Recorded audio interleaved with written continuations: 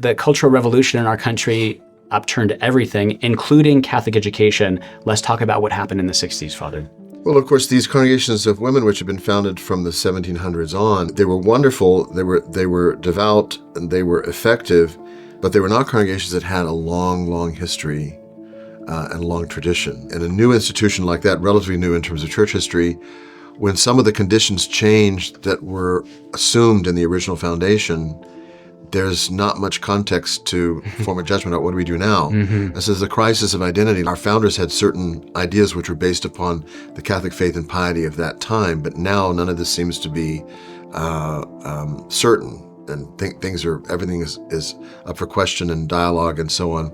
And so many of these ladies became unstable in their vocations and left, and the parishes ended up being bereft of the schools that they had because they no longer had the religious sisters who could teach in them for very little. Parishes were faced with an immense economic burden. I remember in the 70s, pastors preaching vehemently about the necessity of supporting the school. This had never been an issue before. At a certain point, the Catholic schools had to charge tuition, and so a majority of Catholic students ended up going to public schools, Yes. which is the state today.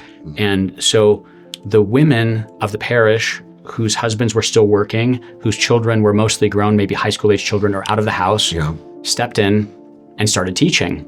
For a pittance. They were paid, but they weren't paid much because the parish couldn't afford to pay them much. It's not very durable, though, because you need to pay people. You have lay people, you have to pay them a living salary. That's exactly right. And these women, out of the generosity of their hearts, they loved the faith, they loved their parish, they loved the school because their own children went there, and they stepped into the fray. But by the middle of the 1980s, that was all starting to come apart at the Well, one of the weaknesses of that system then was also that these were lay women, and some men as well, who were not formed as classic religious and were very much influenced by whatever the trends were in the church generally. And so they were not always catechetically as sound as what had preceded them. Right. Not through any fault of their own. No, not at all. But they were just affected the way all the laity were, and the clergy as well.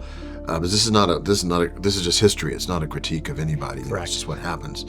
And so that posed problems also because you've got pretty practically ideologically convinced, ultra progressive stuff going on in a lot of Catholic schools. Yes. Liturgically, especially in terms of and in fact, an attitude, we don't do that stuff anymore, So the Baltimore Catechism went flying out the window. Yes. General That's revolution right. Of everything. Right. And so that was one of even though the ladies stepped in, it wasn't a durable solution.